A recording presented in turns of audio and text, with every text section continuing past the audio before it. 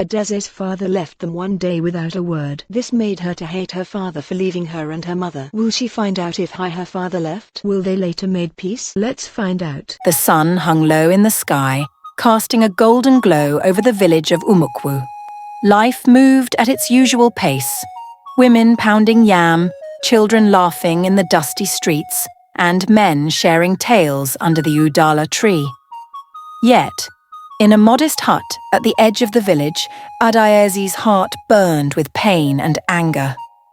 Her mother, Amaka, lay on a mat, her frail body barely covered by a threadbare wrapper.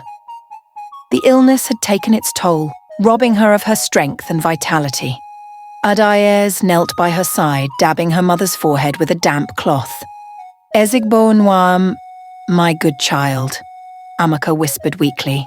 "There is something you must do for me." "Anything, Mama," Adaeze replied, her voice cracking. "You must find your father. Tell him I forgive him. And you must forgive him too." Adaeze stiffened, her hand frozen mid-air. The name of her father, Ezechukwu, was a bitter taste on her tongue. He had left them when she was only 10 years old, vanishing without explanation, leaving her and her mother to struggle alone. "Mama, how can you ask this of me?" Adaeze's voice was sharp. "After everything he did, leaving us, abandoning you." Amaka's eyes, though clouded by illness, held a gentle resolve. "Forgiveness, Adaeze, is not for him. It is for you. Carrying anger only chains your heart. Release it, and you will find peace." The next morning, Amaka's words lingered in Adaeze's mind as she set out for the neighbouring village, where she had heard her father now lived. Each step was heavy with resentment, memories of sleepless nights and empty pots replaying in her head. She arrived at a small compound and saw him, her father, older but unmistakable. He sat on a wooden stool, carving a piece of wood. The sight of him stirred conflicting emotions in her, anger, sorrow, and an unspoken yearning. "Ezechukwu?" she called, her voice colder than she intended. He looked up, startled. "Adaeze," he said, rising to his feet. Her heart clenched at the sound of her name from his lips, but she steeled herself.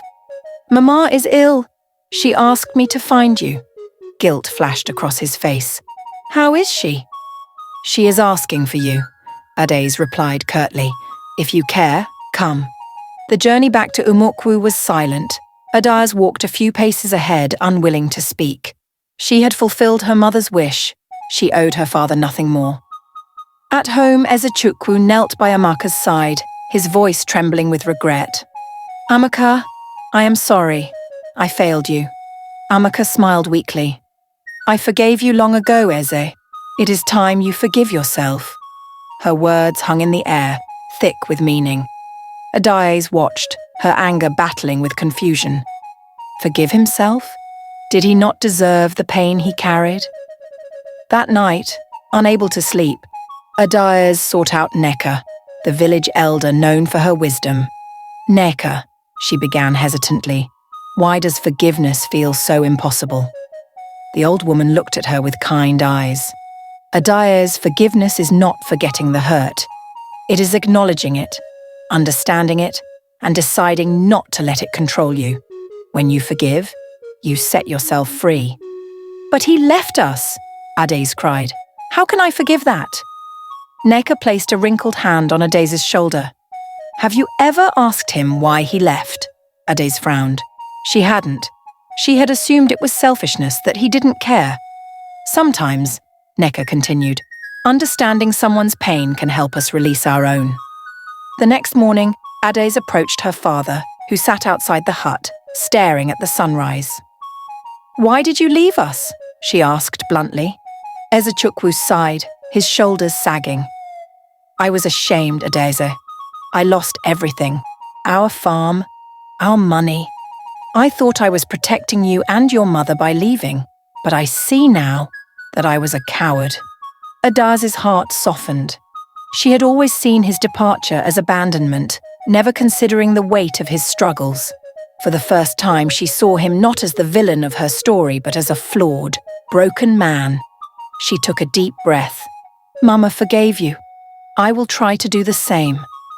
Days later, as Amaka's condition worsened, the family gathered by her side. Ezechukwu held her hand, tears streaming down his face. I will not leave again, he vowed. Adaeze felt a strange peace settle over her. She realized that forgiveness did not erase the past, but allowed her to move forward without the weight of anger. It was not easy, but it was freeing. As Amaka passed peacefully, surrounded by love, Adaeze looked at her father and saw not just a man who had failed, but a man trying to heal. And in that moment she knew that forgiveness was not a gift to him, but a gift to herself, a key that unlocked her heart and let the light in